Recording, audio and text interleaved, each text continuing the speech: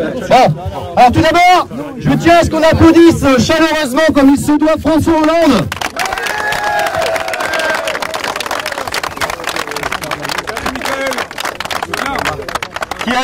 Qui a eu l'honnêteté et qui a pris de son temps pour venir rencontrer des salariés de chez Goodyear qui luttent maintenant depuis 2007 contre une multinationale. Monsieur Hollande, la CGT Goodyear au nom des salariés souhaite d'abord vous remercier pour votre visite tout d'abord et nous avons 2-3 questions à vous poser. La première, en 2002, les salariés en lutte de l'U avait demandé à Lionel Jospin ce qu'il ferait s'il devenait président de la République pour empêcher la fermeture de leur usine. Il leur avait répondu « Messieurs, l'État ne peut pas tout ». Depuis, ils ont fait condamner leur employeur pour licenciement boursier. Que feriez-vous si vous étiez président de la République pour empêcher la délocalisation de notre usine alors que Goodyear vient d'annoncer des bénéfices historiques? Vous pouvez répondre à la première question, s'il vous plaît. Bien, d'abord, mesdames, messieurs, merci pour votre accueil et pour votre invitation.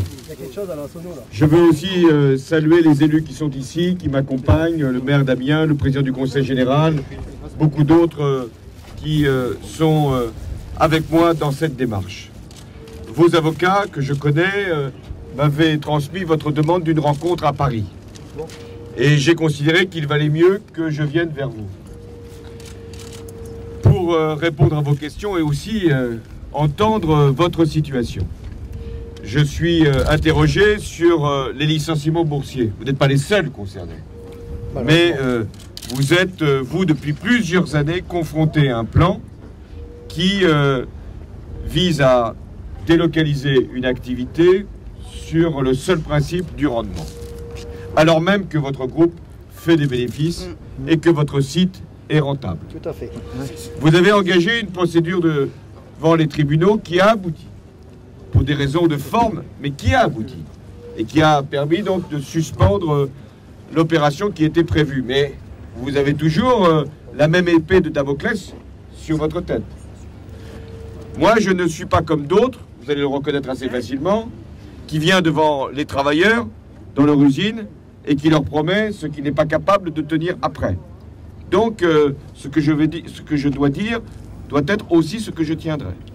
Il faut que face à ces situations où il y a des plans sociaux, des licenciements, dont la seule justification est le rendement d'un cours boursier, il faut que la jurisprudence qui maintenant s'est établie puisse être traduite en forme de loi pour que vous puissiez, là, non pas empêcher des licenciements, nous ne les empêcherons jamais, dans les entreprises qui connaissent des pertes ou qui connaissent, hélas, des diminutions de charges ou d'activité. Mais là où il y a la recherche d'un licenciement pour un seul but boursier, il faut qu'il y ait la saisine d'un tribunal qui puisse suspendre ce plan et obliger l'entreprise, obliger le groupe à revenir dans la négociation et dans la discussion avec les salariés.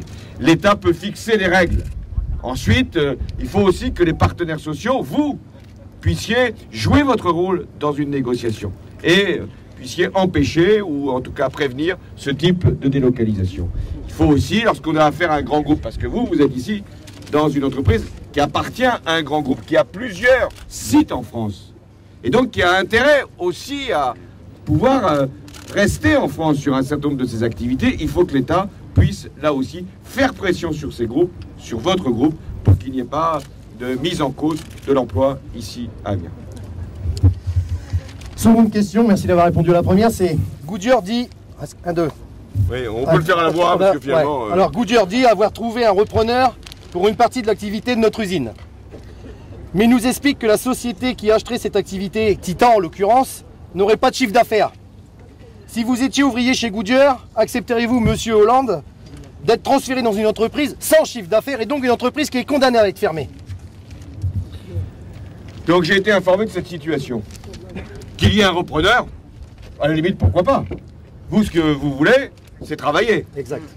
Et être sur ce site. Oui. Donc, quand on vous propose un repreneur, moi je ne suis pas contre. Mais quand on apprend effectivement que ce groupe cède à un repreneur qui serait Titan, si j'ai bien compris, c'est ça. et qui n'aurait pas de chiffre d'affaires, vous pouvez comprendre que vous n'aurez pas non plus d'activité et d'emploi. Il n'y a pas des usines sans salariés. Ça a été un rêve, une chimère, mais en fait un cauchemar. Pour les salariés, ça n'a pas de sens. Donc là aussi, l'État, lorsqu'il y a une cession à un repreneur qui indique dans le plan qu'il n'y a pas de chiffre d'affaires, doit mettre en cause cette situation et mettre en cause cette transaction et cette cession. Donc, essayons d'avoir un repreneur, faisons en sorte que ce repreneur puisse avoir une activité, qu'il l'affiche avec un chiffre d'affaires et donc avec un nombre d'emplois correspondant. Parce que là, aujourd'hui, on a l'impression, sincèrement, que ce qui peut se passer ici, c'est ce qui s'est passé chez Molex, où il y a un ministre qui s'est quand même dérangé et qui a fait des promesses à des gens. Aujourd'hui, l'entreprise est fermée. Moi, ce que je voulais quand même dire, ce qui est important, c'est que hier, dans notre région, à Bertaucourt-les-Dames, siège de France, un groupe qui appartient à Parisot, des salariés ont fait condamner leur ex-employeur à 2 ans de salaire, de rappel de salaire. Et je pense qu'aujourd'hui, ce que la justice ordonne, la politique aussi doit leur donner. C'est-à-dire qu'on a besoin aujourd'hui réellement d'avoir des gens qui se disent dans le camp de ceux qui luttent, dans le camp de ceux qui luttent intelligemment comme on le fait depuis 4 ans. Et la justice nous a toujours donné raison. Mais il faut, comme vous l'avez dit tout à l'heure, que tous les jurisprudences qui font aujourd'hui état sur la place publique d'un certain nombre de choses puissent nous permettre dès demain d'obtenir une loi qui nous permette d'interdire les licenciements boursiers. Mais pas dans les entreprises. Il y a certes des entreprises qui peuvent être aussi en difficulté. Mais généralement, c'est les PME, PMI. C'est celles qui en souffrent le plus. Et si demain Goodyear venait à mettre son projet en place, c'est toutes les petites entreprises de la zone industrielle, mais au-delà, qui viendraient à fermer, à être délocalisées. J'ai une autre question à vous poser. Le 30 novembre 2011, Monsieur Hollande, jour de la date butoir fixée par Goodyear pour la réponse donnée au groupe Titan, les salariés du groupe Goodyear et bien d'autres seront devant le siège de ce groupe Goodyear Dunlop Tire France à Rueil-Malmaison. Serez-vous à nos côtés? Parce que nous souhaitons que vous soyez à nos côtés, mais aussi plus largement tous les élus de gauche d'Amiens qui soient à nos côtés. Ça, c'est très important. Alors, je ne peux pas m'engager pour les élus, mais enfin, j'imagine qu'ils seront de votre côté avec le sens de responsabilité. Parce que je crois que chacun ici, quelle que soit sa place, que vous soyez syndicaliste ou que nous soyons élus, nous avons le sens de nos responsabilités. Il s'agit de l'emploi, il s'agit d'un site industriel, il s'agit d'une technologie. Nous voulons être dans une situation où nous travaillons pour le bien commun. Alors, si je peux me joindre à vous, je le ferai. Je préférerais le faire comme candidat à l'élection présidentielle. Je ne peux pas vous dire d'autres mots pour vous encourager et je ne veux pas non plus utiliser votre situation à des fins personnelles. Vous ferez ce que vous voudrez par rapport à l'enjeu là de dimanche. Vous pouvez y participer, vous pouvez ne pas y participer, c'est votre droit. Mais si je suis dans la situation où je représenterai le Parti Socialiste dans l'élection présidentielle, compte tenu de ma présence ici, je serai à vos côtés et j'aurai à ce moment-là un autre devoir. Là, je ne parlerai pas comme un candidat simplement à la candidature, un autre devoir de parler comme un possible président. Et donc avoir là aussi une parole qui puisse peser sur les instances de votre groupe et éventuellement sur le tribunal, même si le tribunal doit traiter le droit et non pas simplement les intentions des uns ou des autres. Mais je voulais vous dire que ce dialogue-là, il faut que nous le poursuivions, quoi qu'il arrive. Et que vous ayez le sentiment d'avoir des élus en face de vous qui comprennent et en même temps qui engagent leur parole. Il n'y a rien de pire que de promettre ce qu'on n'est pas capable de tenir. Et vous m'en voudriez demain si je vous avais fait, là aussi, des illusions et des incantations. Et en même temps, il faut que nous puissions vous donner des garanties que si ça change, et ça doit changer, au mois de mai prochain, vous puissiez être dans un rapport de force différent pour défendre votre emploi et votre activité. Je veux aussi vous dire que vous ne défendez pas que votre emploi et votre activité. Vous défendez aussi un site industriel. Vous défendez aussi un savoir-faire. Vous défendez aussi une production. Et il est très important que les élus ici soient à vos côtés parce qu'ils sont solidaires de votre combat et que vous êtes solidaires des intérêts de votre bassin d'emploi.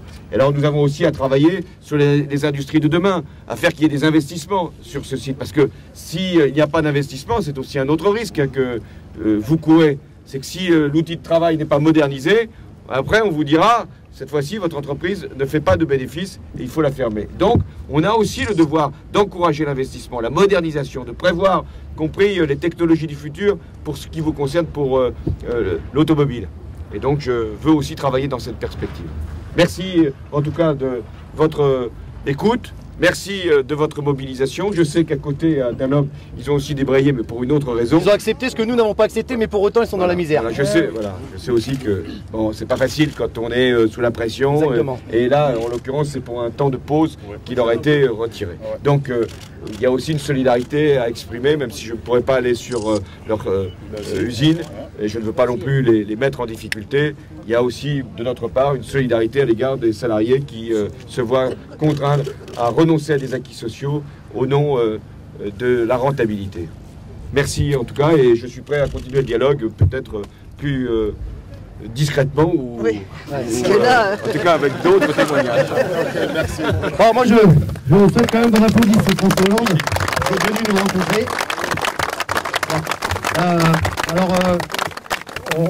On pense aujourd'hui sincèrement qu'on a besoin, comme vous dites, de discours, mais surtout d'actes.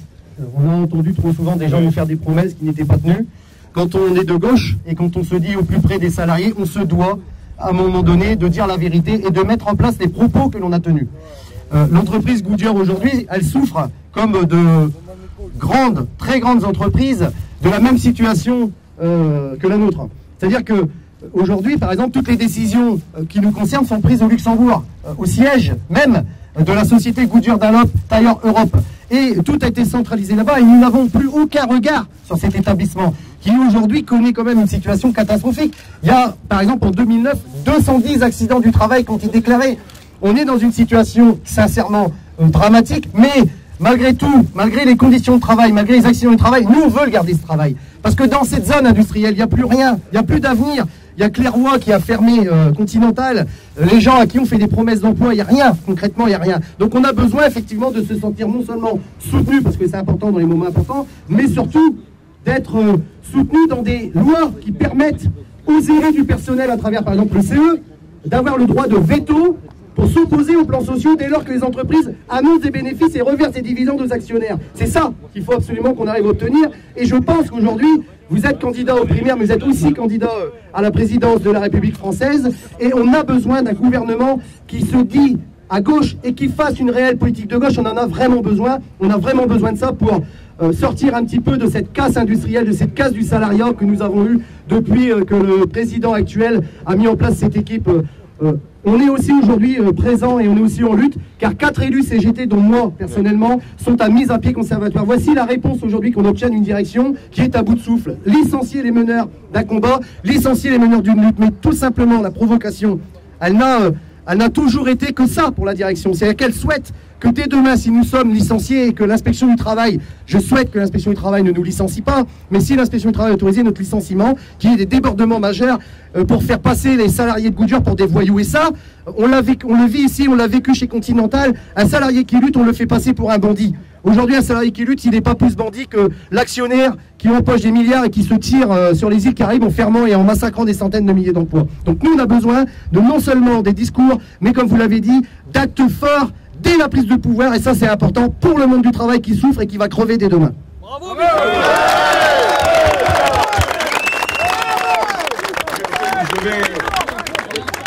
Président! Oh, pas président, ministre. Chacun sa place. On ne va pas distribuer des postes qu'on n'a pas en Alors, un mot là-dessus.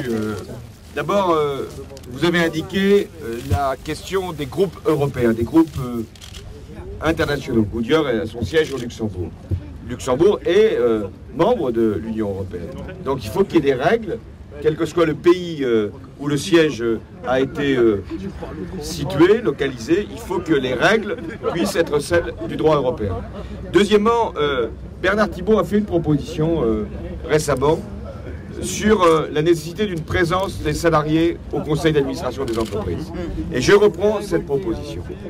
Je considère qu'une des lois qu'il va falloir faire voter, au-delà du renforcement des institutions représentatives du personnel, c'est de permettre que les représentants des salariés siègent au conseil d'administration des entreprises pour avoir l'information, pour pouvoir dire aussi aux actionnaires quelle est la situation du groupe.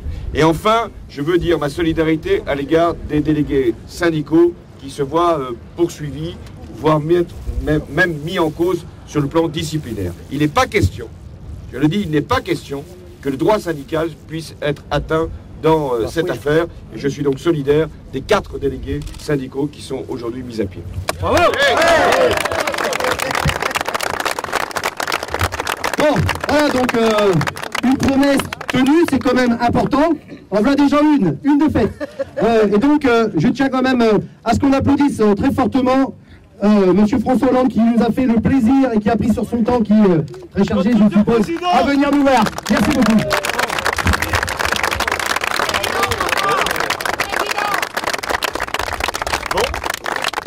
On mange une merguez ?